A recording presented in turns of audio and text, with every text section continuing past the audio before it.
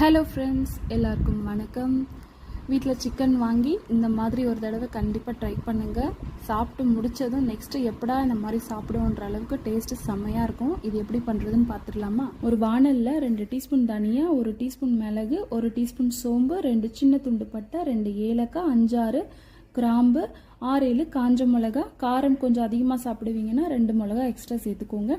Low ஃப்ளேமில் ஒரு 5 நிமிஷம் வறுத்துட்டு அதை பவுடர் பண்ணி ஓரமாக வச்சுடுங்க.